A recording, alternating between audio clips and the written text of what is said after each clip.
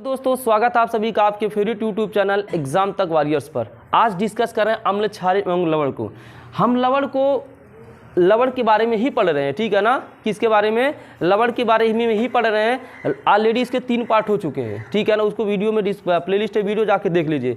Bihar super TET special है science का, यदि आपका है टीजीटी के तहत, पीजीटी के तहत, तो ये वीडियो काफ़ी हेल्पफुल साबित होने वाला है। तो चलिए दोस्तों शुरू करते हैं। और आज हमको पढ़ना है सोडियम बाइकार्बोनेट। क्या पढ़ना है? Sodium bicarbonate. क्या पढ़ना है? Sodium bicarbonate. सोडियम बाइकार्बोनेट का सबसे पहले देखेंगे अणु सूत्र क्या होता है, कैसे इसको बनाते हैं और क्या होता है इसका उपयोग, इस पर डिटेल में चर्चा करने वाले हैं। तो जो इसका अणु सूत्र होता है, क्या होता है? अणु सूत्र ये होता है NaHCO3। देखो Na से हो जाता है सोडियम, H से हो जाता है हाई, और हाई का मतलब क्या होता है? बाय।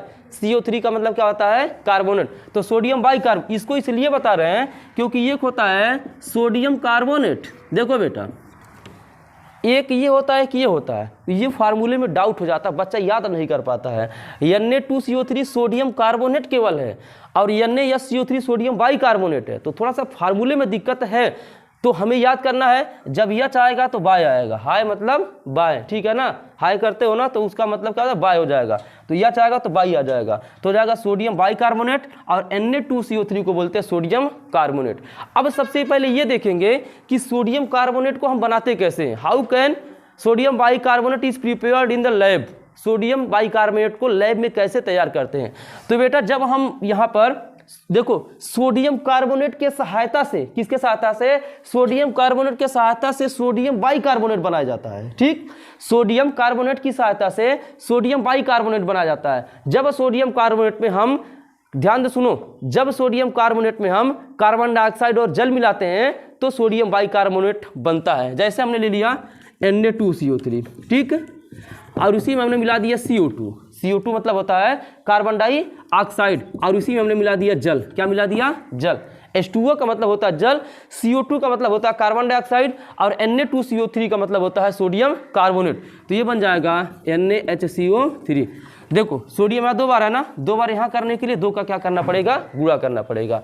तो ये हमारे सामने हो गया है सोडियम बाइकार्बोनेट बनाने की विधि। कोई पूछ लिया how can you prepare sodium bicarbonate in the lab, हम बताएंगे। देखो जब हम सोडियम कार्बोनेट में कार्बन डाइऑक्साइड मिलाएंगे और जल मिलाएंगे तो सोडियम बाइकार्बोनेट हमको प्राप्त होगा। उम्मीद करता हूँ समझ गए होंगे। यह क्या होता है?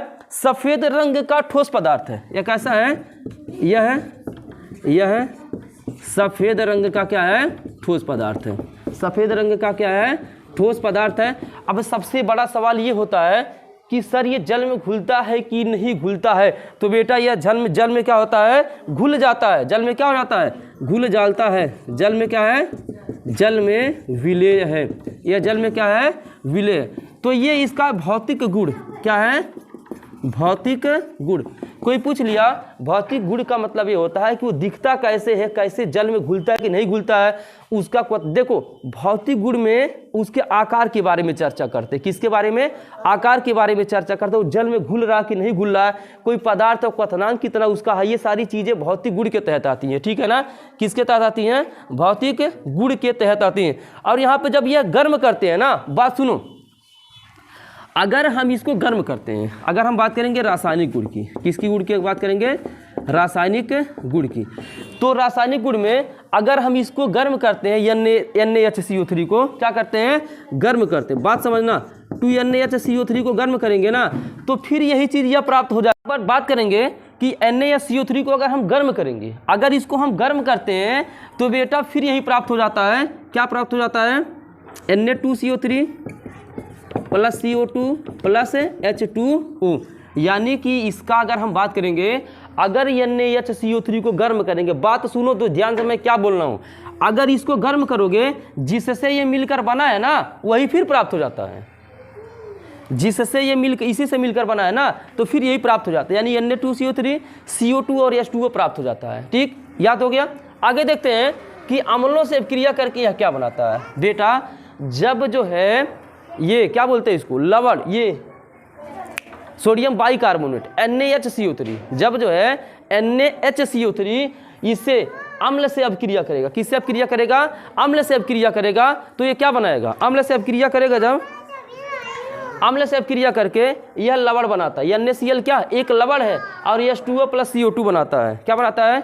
चुप H2O और CO2 बनाता है, यानी कि जल बनाता है और कार्बन डाइऑक्साइड बनाता है। दिमाग में रख लो, जब कभी भी सोडियम बाइकार्बोनेट अम्ल से अभिक्रिया करेगा तो क्या बनाएगा? जल बनाएगा और जल के साथ साथ कार्बन डाइऑक्साइड बनाएगा। दिमाग में सिर्फ कितना? जल और कार्बन, यह चीज़ यह बार बार बन रहा है, ठीक है ना? बार बार बन रहा कि नहीं बन रहा है? और NaSO3 H2SO4 सल्फ्यूरिक एसिड से अभिक्रिया करेगा। Na2SO4 इसको क्या बोलते हैं? सोडियम सल्फेट बोलते हैं। सोडियम सल्फेट बोलते हैं। और ये जल है और ये कार्बन डाइऑक्साइड है। और इसका जो उपयोग की अगर हम बात करेंगे तो प्रयोगशाला में अभिकर्मक के रूप में प्रयोग किया जाता है। किसके रूप में?